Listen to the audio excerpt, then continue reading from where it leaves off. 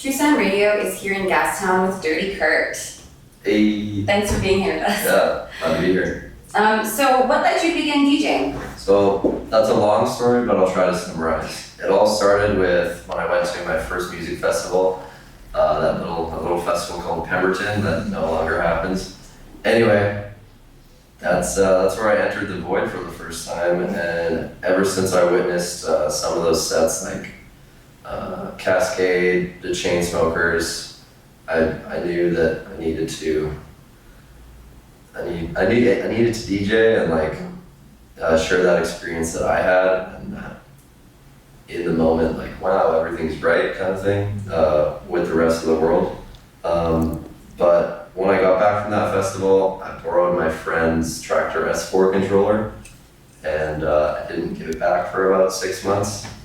And finally I gave it back, and that day I went and bought my own, and I've probably been DJing for 4 hours every day since. And I just want to share music and save lives. I don't know. This sounds It's a good tagline. Yeah. Make music and save lives. Yeah. So you mentioned some artists like Chainsmokers.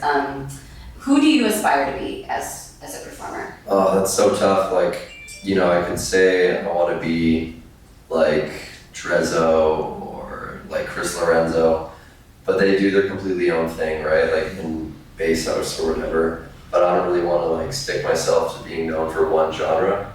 I kind of just want to be like a well-rounded artist that has a bit of everything for everyone, with like a common theme, dirty bass, and everything just like come together and like stank face it up. Yeah. What's your favorite venue in Vancouver to DJ? My favorite venue in Vancouver is Red Room, 100%, because the sound and the community and culture. That whole place just like shows up, and even if you're opening, you still have a crowd to push for, which is nice. Yeah, that is really cool. I like the vibe in there too. It's got like tables around the edges and stuff, and like a really great dance. It's like a lounge, but also a super dope night. Yeah, it is. What's been your most memorable experience on stage? That would have to be at my Purely show at Fortune, just because I've never played for that many people before, and I kind of like got up there and totally had a freak out. But then my stepdad like came up to the front and he was like, "Hey man, like everyone's here for you. Just like find your bearings and rock star it." And I was like, "Yeah, I'm a rock star. Let's do it." And it was just one of the best nights of my life. My face hurt from smiling so hard. That's tough. It's just smiling so much that your face hurts. That's awesome. So who do you really respect in the industry? I'd have to say either Chris Lorenzo or Abstract Science. Why?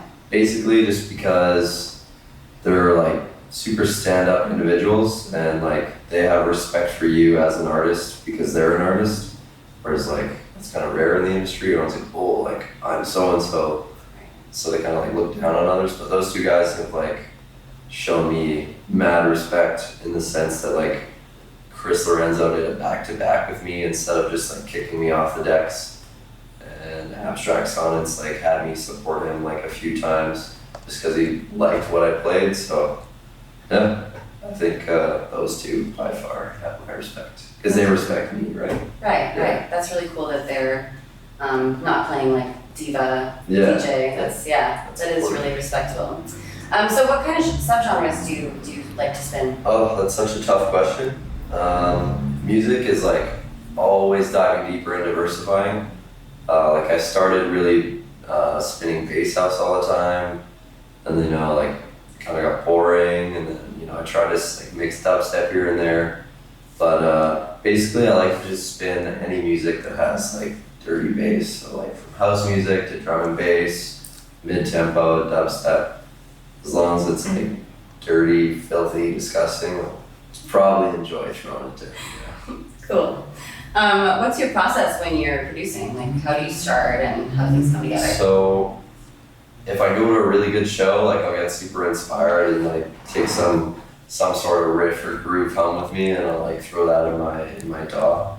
But usually I just like write ideas down in my notepad. So like, okay, like a pre-drop vocal that I really want to use. And then I'll just like throw that in there and start building the track around that. But what really helps is like having like an end goal. So like, what do I want the track to be? Like, how do I want it to make people feel? So if like I can put some of my own emotion into the track, everything just flows. That makes sense. Yeah. What kind of, like, what's your ideal vocal then? Like, what kind of stuff do you like to use? Something like funny or controversial or like something that kind of just makes you like shake your head and go, what did he just say? Yeah. Like, is it like really short normally, like just a little riff, or can it be like longer? Well, in my track Void, there's like this documentary-sized vocal before the drop, and then in my track Still Around, it's like Still Around. But yeah, I kind of just like whatever I think like fits that mood that I'm going for. So like Still Around's like a super angry track, so it's like Still Around. How do you record? You said that you record samples sometimes. Like, how do you do that? You just like use your phone? Or? Yeah, I'll just take out like the voice memos or whatever. Oh yeah. Just like hold it up. I was like, what are you doing? I gotta sample that. That's funny. What was the last thing that you did in terms of recording a sample? Like, what was that? What was interesting enough to record? I was watching this, Big Mouth? Yes. Yeah, so like he said something super ridiculous in that, and I like paused it, like wound it back, and just like pulled out my phone and recorded it. And my roommate's like, "What are you doing?" And I was like, "You gotta sample it, man." That's right. And he's like, "Oh yeah, that would be pretty funny actually." I'm like, "You see?" Yeah, that's a good choice actually. I agree. So can we expect any new music from you this year? Yeah, I'm working on like a few singles. I've got like this track named Blackjack in the works because like I deal cards. And like everyone loses and they hate me, so we're just gonna like convey that emotional hate and make this super angry dubstep track.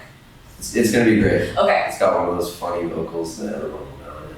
It sounds like it's gonna be interesting. Yeah, and then I've got another EP in the works, pardon me. But we're gonna keep that mysterious for now. Okay, so one drum and bass, one mid tempo, and one dubstep. Cool. And what was your last EP? What's your last EP called? Enter the Void. Enter the Void. Yeah. It's got a tattoo. Check it out. As a final question, what's your like ideal performance opportunity? Like what festival or what venue?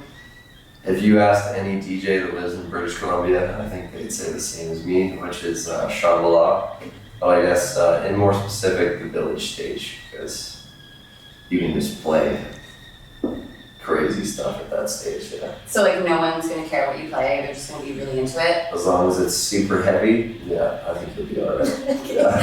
And what time? Like what's your ideal time? 4 a.m. I'd say. Why is that? That's just when all the diehards are out. That makes sense. No one's there who doesn't want to be there. Mm-hmm. Everyone's out. Yeah. Cool. Well, thanks so much for coming here and talking to us today. Thanks for having me. Just want these guys to know you got another thing coming, bitch.